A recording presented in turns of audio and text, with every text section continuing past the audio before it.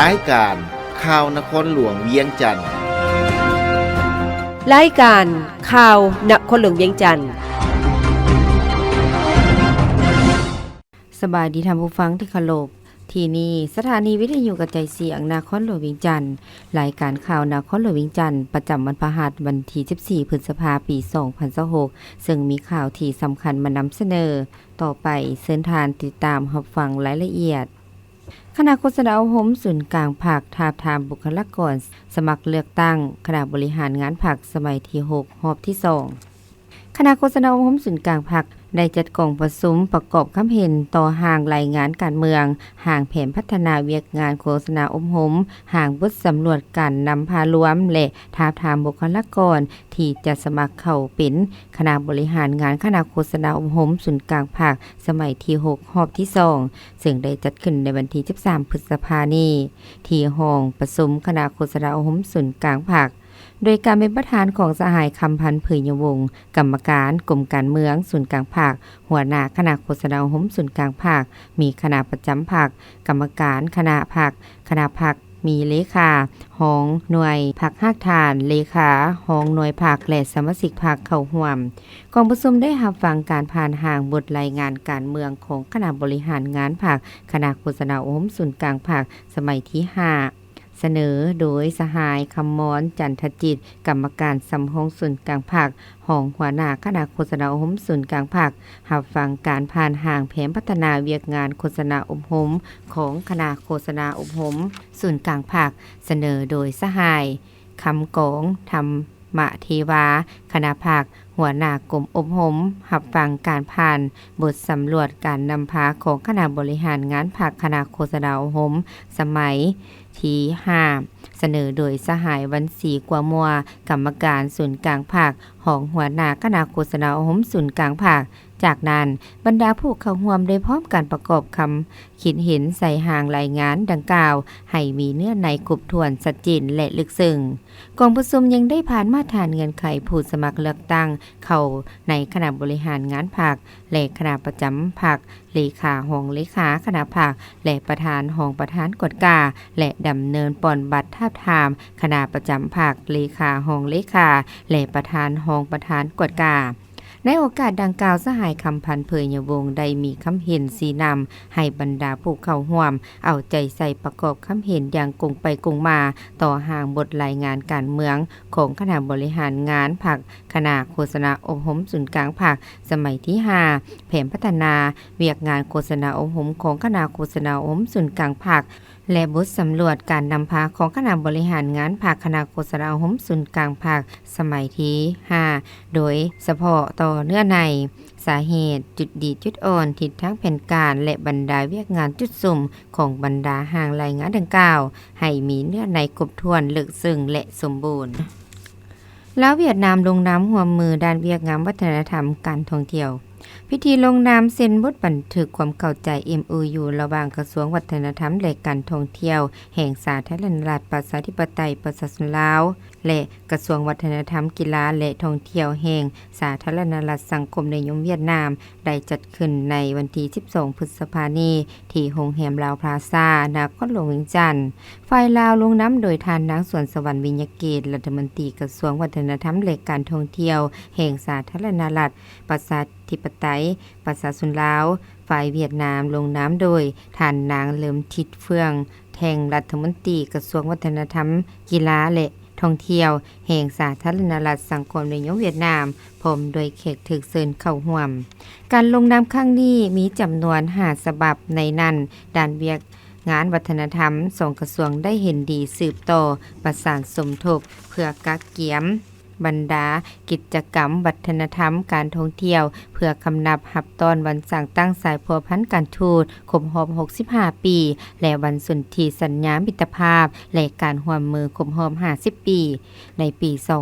2027และให้2ฝ่ายร่วมกันแนะนำให้อำนาจการปกครองท้องถิ่นที่เกี่ยวข้องของแต่ละประเทศร่วมมือกันคุ้มครองมรดกร่วมชายแดนระหว่างหินน้ำนอและฟองหญ้าแก่บางไปตาม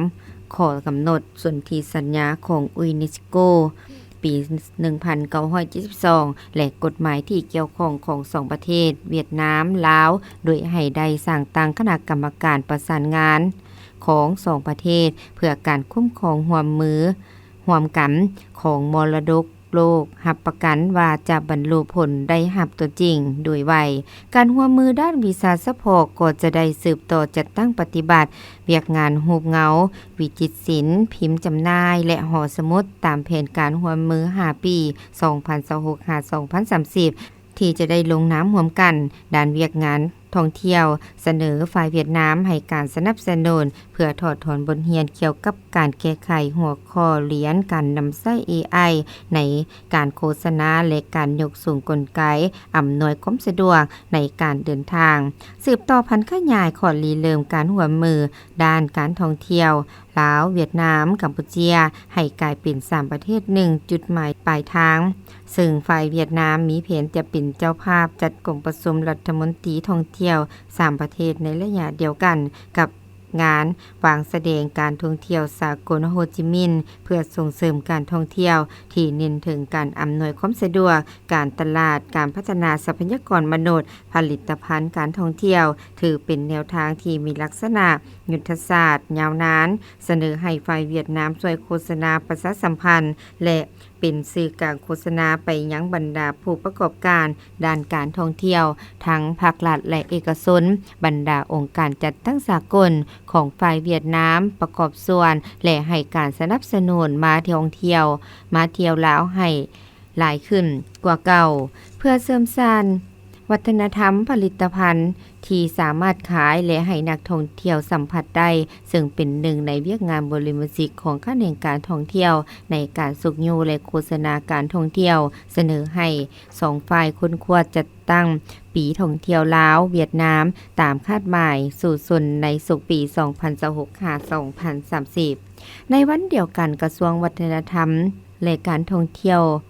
แห่งสาธารณรัฐประชาธิปไตยประชาชนลาวและกระทรวงวัฒนธรรมกีฬาและท่องเที่ยวแห่งสาธารณรัฐสังคมนิยมเวียดนามได้จัดกองประชุมพบปะ2ฝ่ายซึ่งฝ่ายลาวนำโดยท่านนางสวนสวรรค์วิญญาเกตกรรมการศูนย์กลางภาครัฐมนตรีกระทรวงวัฒนธรรมและการท่องเที่ยวฝ่ายเวียดนามนำโดยท่านนางเหลิมทีเฟืองแท่งกรรมการศูนย์กลางภาครัฐมนตรีกระทรวงวัฒนธรรมกีฬาและท่องเที่ยวโดยมีคณะผู้แทน2ฝ่ายเข้าร่วมกองประชุมพบปะครั้งนี้จัดขึ้นเพื่อปรึกษาหารือสืบต่อลงน้ำแผนการร่วมมือ2ฝ่ายฉบับใหม่ระหว่าง2กระทรวงเนใส่ประกอบส่วนเข้าในการเสริมสร้างสายพัวพันมิตรภาพอันยิ่งใหญ่ความสามัคคีพิเศษการร่วมมือรอบด้านและหุ้นส่วนยุทธศาสตร์ระหว่าง2ภาค2รัฐและประชาชน2ชาติลาวเวียดนามลาวให้นับมือนับแน่นแฟนและเกิดดอกออกผลยิ่งขึ้นท่านท้องสวรรค์พรหมวิหารต้นรับทูตสวิตเข้าเยี่ยมอำลาในวันที่11พฤษภาผ่านมาที่กระทรวงการต่างประเทศท่านทองสวรรค์พรหมวิหารรองนายกรัฐมนตรีกระทรวงการต่างประเทศแห่งสาธารณรัฐประชาธิปไตยประชาชนลาวได้ต้อนรับการเข้าเยี่ยมอำลาของท่านเปโดร สวาเรนเอกอัครราชทูตวิสามัญผู้มีอำนาจเต็มแห่งสมาพันธรัฐสวิตประจำสาธารณรัฐประชาธิปไตยประชาชนลาวซึ่งมีสำนักงานการทูตสถานทูตตั้งอยู่บางกอกราชอาณาจักรไทยในโอกาสนี้ท่านทองสวรรค์พรหมวิหารรองนายกรัฐมนตรีกระทรวงการต่างประเทศได้แสดงความสมเชยและตีราคาสูงต่อผลสำเร็จในการปฏิบัติหน้าที่การทูตของท่านเปโดร สวาเรนผู้อยู่สาธารณรัฐประชาธิปไตยประชาชนลาวตลอดระยะเวลาเกือบ3ปีที่ผ่านมาท่านได้ประกอบส่วนอย่างเห่าหันเข้าในการเสริมขยายสายพัวพันมิตรภาพและการร่วมมือระหว่างสาธารณรัฐประชาธิปไตยประชาชนลาวและสมาพันธรัฐสวิตพร้อมเดียวกันนี้ท่านทองสวรรค์พรหมวิหารอย่างใดต่างหน้าให้รัฐบาลและประชาชนลาวแสดงความขอบใจอย่างจริงใจมายังรัฐบาลและประชาชนสวีทที่ได้ให้การช่วยเหลือสาธารณรัฐประชาธิปไตยประชาชนลาวตลอดมาโดยเฉพาะแม่นการช่วยเหลือทางด้านวิชาการและการพัฒนารวมทั้งการช่วยเหลือผ่านขอริเริ่มทีมยุโรป ที่แนะใส่ปรับปรุงชีวิตการเป็นอยู่หลุดพ้นความทุกข์ยากการพัฒนาแบบยืนยงซึ่งสอดคล้องกับแผนพัฒนาเศรษฐกิจสังคมแห่งชาติของสาธารณรัฐประชาธิปไตยประชาชนลาวในโอกาสเดียวกันนี้ท่านปีโดสวาเลนก็ได้แสดงความขอบใจต่อการต้อนรับอันอบอุ่นในครั้งนี้และแสดงความขอบใจต่อรัฐบาลสาธารณรัฐประชาธิปไตยประชาชนลาวก็คือภาคส่วนที่เกี่ยวข้องของสาธารณรัฐประชาธิปไตยประชาชนลาวที่ได้ให้การสนับสนุนและการร่วมมือตลอดมาโดยเฉพาะการปฏิบัติหน้าที่การทูตของตนจนได้รับผลสำเร็จเป็นอย่างดีพร้อมทั้งได้ยืนยันว่าสมาพันธรัฐสวิตจะสืบต่อให้การสนับสนุนและช่วยเหลือสาธารณรัฐประชาธิปไตยประชาชนลาวเพื่อประกอบส่วนเข้าในการพัฒนาเศรษฐกิจสังคมของสาธารณรัฐประชาธิปไตยประชาชนลาวสาธารณรัฐประชาธิปไตยประชาชนลาว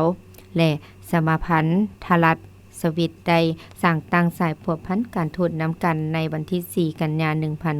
1963ตลอดระยะ60กว่าปีที่ผ่านมาสายพัวพันมิตรภาพอันเป็นมุนเสื้อและการร่วมมืออันดีระหว่าง2ประเทศได้รับการเสริมขยายเป็นเก่าๆมาและได้เป็นพื้นฐานอันเข้มแข็งให้การหัดแนนการพัวพันร่วมมือ2ฝ่ายให้นับมือนับขยายตัวยิ่งขึ้นรัฐมนตรีกระทรวงโยธาธิการและขนส่งติดตามโครงการก่อสร้างป้องกันตาฟังเจือนเข็มแม่น้ำเหืองในวันที่10พฤษภาคมผ่านมานี่ท่านเหล็กไหลศิวิไลกรรมการศูนย์กลางภาครัฐมนตรีกระทรวงโยธาธิการและขนส่งพร้อมคณะได้ลงเคลื่อนไหวติดตามการพัฒนาพื้นฐานโครงล่างอยู่เมืองแก่นทาวแขวงสัญบุรีโดยเฉพาะแม่นโครงการก่อสร้างป้องกันตาฟังเจือนเข็มแม่น้ำเหืองซึ่งเป็นเขตไซแดนลาวไทยให้การต้อนรับคณะในครั้งนี้โดยทานเพ็งนิรันดร์คำพันเพ็งกรรมการส่วนกลางภาคเลขาคณะบริหารงานภาคแขวงประธานสภาประชาชนแขวงสัญบุรีพร้อมโดยหัวหน้าแผนกโยธาธิการและขนส่งแขวงประธานคณะกรรมการปกของเมืองแก่นทาวและภาคส่วนที่เกี่ยวข้องสำหรับปี2026นี้เมืองแก่นทาวได้รับอนุมัติโครงการก่อสร้างป้องกันตาฟังเจือนเข็มน้ำเหืองทั้งหมด5จุดรวมหลวงยาว 9,440 เมตรมูลค่าการก่อสร้างรวม 484,481 ตื้อกีบซึ่งประกอบมีบรรดาจุดสำคัญคือบ้านเมืองหมอวัดเมืองหมอ5วัดทำเสียงยืนหลวงยาว 1,800 เมตรมูลค่า 95,515 ตึกกีบบ้านผลสว่างตอนเหนือหลวงยาว 2,500 เมตรมูลค่า 144,650 ตึกกีบบ้านผลสว่างจุดกลางบ้านและยะที่1หลวงยาว 1,500 เมตรมูลค่า 97,144 ตึกกีบบ้านขอนตาปูหลวงยาว 1,640 เมตรมูลค่า 98,110 ตึกกีบและวัดทำเสียงยืนบ้านเมืองหมอหาบ้านนาแกงมาหลวงยาว 2,000 เมตรมูลค่า 94,068 ตึกกีบในโอกาสดังกล่าวท่านเหล็กไหลศิวิไลได้มีคำเห็นให้แผนกโยธาธิการและขนส่งแขวงในนามเจ้าของโครงการต้องยกสูงความรับผิดชอบในการติดตามและสุกโยบริษัทผู้รับเหมาอย่างใกล้ชิดเพื่อรับประกันให้การก่อสร้างดำเนินไปอย่างถูกต้องตามเทคนิควิชาการมีคุณภาพสูงและสำเร็จตามแผนการที่กำหนดไว้เพื่อปกปักรักษาเนื้อที่ดินทำการผลิตและบ้านเรือนของประชาชนตามเข้มนำให้มีความปลอดภัยสภาแห่งชาติเผยแพร่เอกสารและประกาศกงจักการจัดตั้งในวันที่12พฤษภาคม2026คณะบริหารงานสภาบริหารงานภาคสภาแห่งชาติได้จัดกองประชุมเผยแพร่เสริมซึมและพันขยายมาติกองประชุมใหญ่ผู้แทนทั่วประเทศครั้งที่12ของภาคประกาศกงจักการจัดตั้งประกาศพนักงานหับอุดหนุนบำนาญและประกาศแต่งตั้งตำแหน่งบริหารภายในสภาแห่งชาติโดยเป็นประธานของทานปริญญาเอกไสสมพรพรหมวิหารกรรมการกรมการเมืองส่วนกลางภาคเลขาคณะบริหารงานภาคสภาแห่งชาติประธานสภาแห่งชาติมีบรรดาคณะบริหารงานภาคคณะภ พรรคฮักฐานคณะหน่วยพรรคฮักฐานคณะหน่วยพรรคสมาชิกพรรคและพนักงานราชการภายในสภาแห่งชาติเข้าร่วมกองประชุมทานนางสุนทรไสยจักรคณะเลขาธิการส่วนกลางพรรครองเลขาคณะบริหารงานพรรคสภาแห่งชาติรองประธานสภาแห่งชาติได้ผ่านคำสั่งของคณะเลขาธิการส่วนกลางพรรคว่าโดยการจัดตั้งเสริมซึมและพันขยายมาติกองประชุมใหญ่ผู้แทนทั่วประเทศครั้งที่12ของพรรคเผยแพร่โครงการการเมืองฉบับที่3ของพรรคฐานวิไลวงศ์บุตรดาคำกรรมการส่วนกลางพรรครองประธานสภาแห่งชาติได้เผยแพร่บทรายงานการเมืองของพรรคแผนพัฒนาเศรษฐกิจสังคมแห่งชาติ5ปีครั้งที่10ท่านบุญจันทร์ศรีวงศ์พันธ์กรรมการส่วนกลางพรรคหัวหน้าห้องว่าการสภาแห่งชาติได้เผยแพร่กฎระเบียบพรรคสมัยที่12จากนั้นกองประชุมได้รับฟังการผ่านมติตกลงให้พนักงานการนำขั้นสูงและขั้นกลุ่มรับอุดหนุนบำนาญมาติรับห้องกงจักรของสภาแห่งชาติซึ่งประกอบมี20กลุ่ม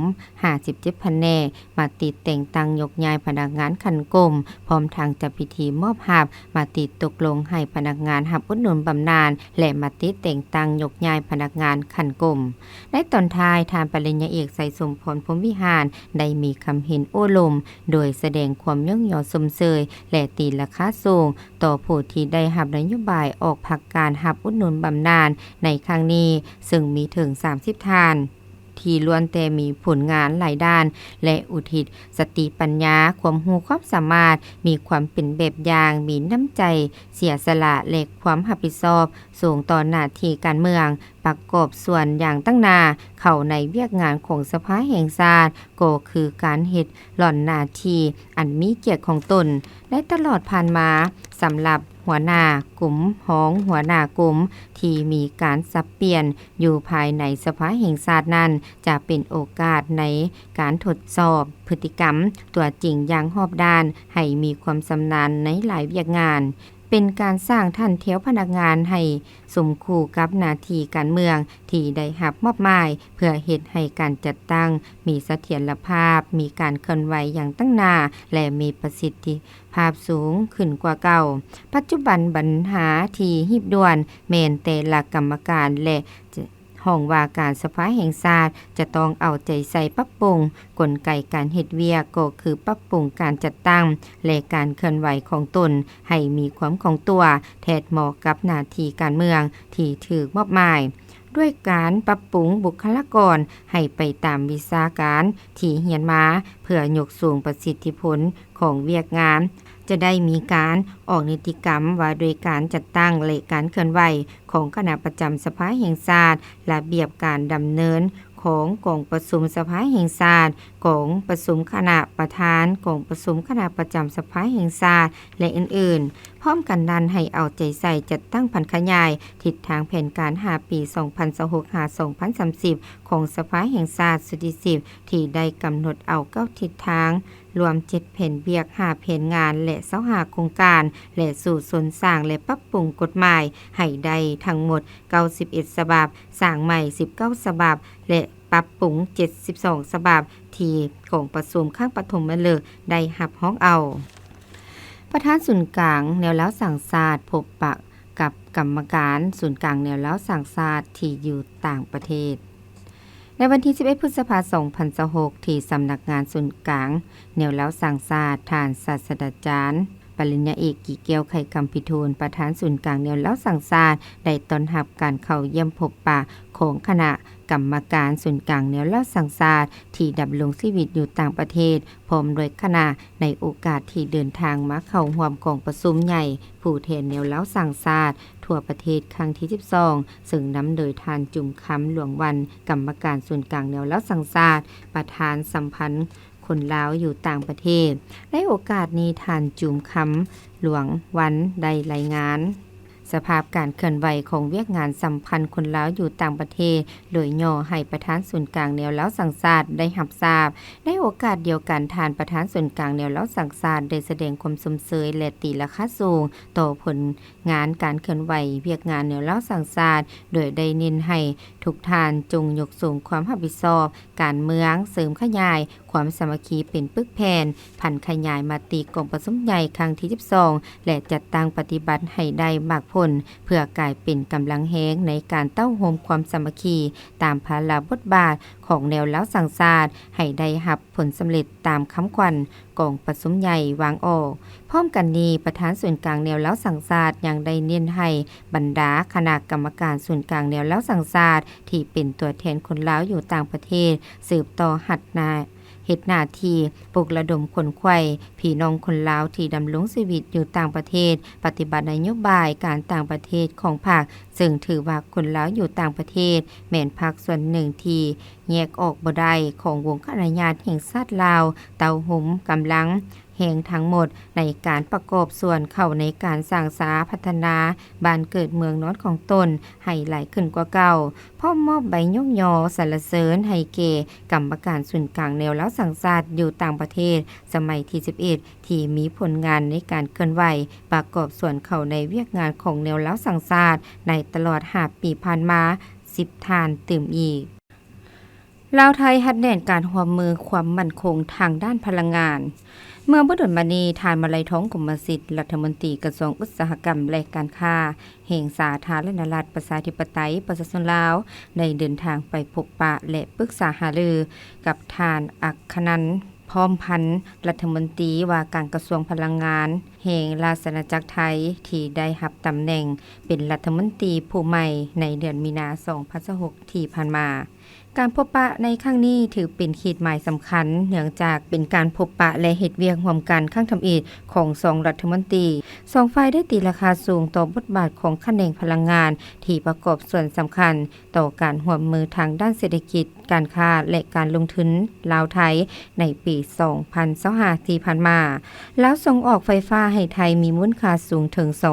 1,339 ล้าน 14,536 ดอลลาร์ไทยส่งออกน้ำมันเชื้อไฟให้ลาวมีมูลค่าการตลาดประมาณ 1,500 ล้านหา 1,800 ล้านดอลลาร์มาถึงปัจจุบันนักลงทุนไทยลงทุนด้านพลังงานอยู่สาธารณรัฐประชาธิปไตยประชาชนลาวมีดังนี้โครงการอยู่ระยะก่อสร้าง GA รวมมี6โครงการกำลังการติดตั้งทั้งหมด 3,613.2 เมกะวัตต์รวมมูลค่าการลงทุนของบรรดาโครงการ 5,281.1 ล้านดอลลาร์โครงการที่กำลังผลิตพลังงานแล้วรวมมี16โครงการมีกำลังติดตั้งทั้งหมด 7,688.9 เมกะวัตต์รวมมูลค่าการลงทุนของบรรดาโครงการ 9,482.6 ล้านดอลลาร์รวมมูลค่าการลงทุนทั้งหมดแม่น 14,763.4 ล้านดอลลาร์การปรึกษาหารือดำเนินไปด้วยบรรยากาศอันอบอุ่นเป็นกันเองและเป็นเอกภาพเกี่ยวกับความมุ่งหวังที่จะเพิ่มทวีการร่วมมือในอนาคตให้หลายขึ้น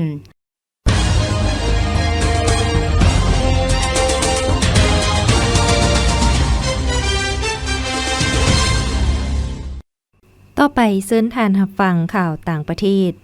เมื่อบ่ดลมานี้ทานอามินเฮดนัสเซอร์ประธานคณะบริหารงานบริษัทน้ำมันเชื้อไฟของซาอุดิอาระบีกล่าวว่าในระยะ2เดือนผ่านมาการสนองน้ำมันเชื้อไฟทั่วโลกได้หลุดลงประมาณ1ตื้อบาร์เรลบริษัทดังกล่าวได้เปิดเผยบทรายงานสภาพการเงินในเดือนเดียวกันโดยได้แสดงให้เห็นว่าผลกำไรสุทธิของบริษัทตนในไตรมาสทำอิฐของปีนี้ได้เพิ่มขึ้นประมาณ26%เมื่อเทียบใส่ระยะเดียวกันของปี 2025ท่านอามินเฮดนัสเซอร์กล่าวว่าถึงว่าการจราจรพลังงานจะกลับคืนสู่สภาพปกติแต่ระบบทั้งหมดต้องใช้เวลาระยะหนึ่งจึงจะสามารถกลับสู่สภาพปกติได้บทรายงานดังกล่าวยังได้แสดงให้เห็นว่าถึงว่าได้รับผลกระทบจากการผันผวนของราคาพลังงานที่เกิดขึ้นจากสงครามแต่กำไรสุทธิของบริษัทดังกล่าวในไตรมาสทำอิฐนี้มีถึง33.6ล้านดอลลาร์เพิ่มขึ้นประมาณ26%เมื่อเทียบใส่ระยะเดียวกันของปี 2025 ดัชนีผู้บริโภคของจีนในเดือนเมษายนผ่านมาเพิ่มขึ้น 1.2 ส่วนห้อยในเดือนเมษายน 2026 ดัชนีผู้บริโภคของจีนได้เพิ่มขึ้น 1.2 ส่วนห้อยเมื่อเทียบใส่เดือนเมษายนปี 2025ในนั้นดัชนีราคาในตัวเมืองได้เพิ่มขึ้น 1.2 ส่วนห้อยในชนบทเพิ่มขึ้น 1 ส่วนห้อยราคาอาหารได้ลดลง 1.6 ส่วนห้อยขณะที่ราคาสินค้าที่บ่แม่นอาหารได้เพิ่มขึ้น 1.8 ส่วนห้อยราคาเครื่องบริโภคได้เพิ่มขึ้น 1.4 ส่วนห้อยและราคาค่าบริการเพิ่มขึ้น 0.9 ส่วนห้อยนับแต่เดือนมังกรหาเดือนเมษายนปีนี้ดัชนีราคาบริโภคของจีนได้เพิ่มขึ้นเฉลี่ย 0.9 ส่วนห้อยต่อเดือนเมื่อเทียบใส่ระยะเดียวกันของปีกายนี้ข่าวพยากรณ์อากาศประจำวันที่14 พฤษภาคม 2026ความกดดันต่ำของอากาศร้อนยังปกคลุมอยู่ทั่วทุกภาคของประเทศลาวโดยกำลังอ่อนหาปานกลางสมทบกับกระแสลมตะวันตกเฉียงใต้พัดปกคลุมซึ่งจะเฮ็ดให้อากาศยังร้อนอยู่ทั่วไปและจะมีฝนตกฟ้าห้องฟ้าเลื่อมในระดับคอยหาปานกลางและจะตกหนักอยู่บางท้องถิ่นพร้อมมีลมพัดแรงเป็นบางโอกาสในแต่ละภาคดังนั้นจึงแจ้งเตือนถึงประชาชนบรรดาเผ่าองค์การปกครององค์การจัดตั้งทุกภาคส่วนจงมีสติระมัดระวังต่อกับสภาพฝนตกฟ้าห้องฟ้าเลื่อมฟ้าผ่าหมักเห็บตกและลมพัดแรงอยู่บางท้องถิ่นขอให้ติดตามข่าวพยากรณ์อากาศจากกรมอุตุนิยมและอุทกศาสตร์อย่างต่อเนื่องสภาพอากาศภาคเหนือด้านตะวันออกแขวงพงศลีอุณหภูมิเฉลี่ยระหว่าง 15-25 องศามีฝนตกเป็นบางบอนเนื้อที่ปกคลุมของฝนกวมเอา 15-20 ส่วนห้อยแขวงหัวพันอุณหภูมิเฉลี่ยระหว่าง 22-28 องศาแขวงเสียงขวางอุณหภูมิเฉลี่ยระหว่าง 20-26 องศาเนื้อที่ปกคลุมของฝนกวมเอา 30 ส่วนห้อยแขวงอุดมไซอุณหภูมิเฉลี่ยระหว่าง 22-29 องศาเนื้อที่ปกคลุมของฝนกวมเอา 25 ส่วนห้อยแขวงบ่อแก้วอุณหภูมิเฉลี่ยระหว่าง 24-30 องศาเนื้อที่ปกคลุมของฝนกวมเอา 20 ส่วนห้อยแขวงลงน้ำทาอุณหภูมิเฉลี่ยระหว่าง 21-30 องศาเนื้อที่ปกคลุมของฝนกวมเอา 20-25 ส่วนห้อยแขวงหลวงพระบางอุณหภูมิเฉลี่ยระหว่าง 24-32 องศาเนื้อที่ปกคลุมของฝนกวมเอา 25 ส่วนห้อยแขวงไชยบุรีอุณหภูมิเฉลี่ยระหว่าง 25-32 องศาเนื้อที่ปกคลุมของฝนกวมเอา 25 ส่วนห้อยนครหลวงเวียงจันทน์อุณหภูมิเฉลี่ยระหว่าง 26-35 องศามีฝนตกเป็นบางบอนเนื้อที่ปกคลุมของฝนกวมเอา20-40 ส่วนห้อยเนื้อที่ปกคลุมของฝนกวมเอา10-40 ส่วนห้อยของพื้นที่ภาคกลางแขวงไชยสมบูรณ์อุณหภูมิเฉลี่ยระหว่าง 21-31 องศาเนื้อที่ปกคลุมของฝนกวมเอา20 ส่วนห้อยแขวงเวียงจันทน์อุณหภูมิเฉลี่ยระหว่าง 26-33 องศาเนื้อที่ปกคลุมของฝนกวมเอา20-25 ส่วนห้อยแขวงบุรีคำไซอุณหภูมิเฉลี่ยระหว่าง 24-35 องศามีฝนตกฟ้าห้องฟ้าเลื่อมเนื้อที่ปกคลุมของฝนกวมเอา25-30 ส่วนห้อยแขวงคำมวนอุณหภูมิเฉลี่ยระหว่าง 24-35 องศามีฝนตกฟ้าห้องฟ้าเลื่อมเนื้อที่ปกคลุมของฝนกวมเอา 35-40 ส่วนห้อยแขวงสวรรณเขตอุณหภูมิเฉลี่ยระหว่าง 27-35 องศามีฝนตกเป็นบางบอนเนื้อที่ปกคลุมของฝนกวมเอา 15 ส่วนห้อยภาคใต้แขวงจำปาสักอุณหภูมิเฉลี่ยระหว่าง 17-35 องศามีฝนตกเป็นบางบอนเนื้อที่ปกคลุมของฝนกวมเอา20-30 ส่วนห้อยแขวงสารวันอุณหภูมิเฉลี่ยระหว่าง 28-34 องศามีฝนตกเป็นบางบอนเนื้อที่ปกคลุมของฝนกวมเอา20 ส่วนห้อยแขวงเซกองอุณหภูมิเฉลี่ยระหว่าง20-35 องศามีฝนตกเป็นบางบอนเนื้อที่ปกคลุมของฝนกวมเอา15-20 ส่วนห้อยแขวงอัตตปืออุณหภูมิเฉลี่ยระหว่าง 27-35 องศามีฝนตกเป็นบางบอนเนื้อที่ปกคลุมของฝนกวมเอา20 ส่วนห้อย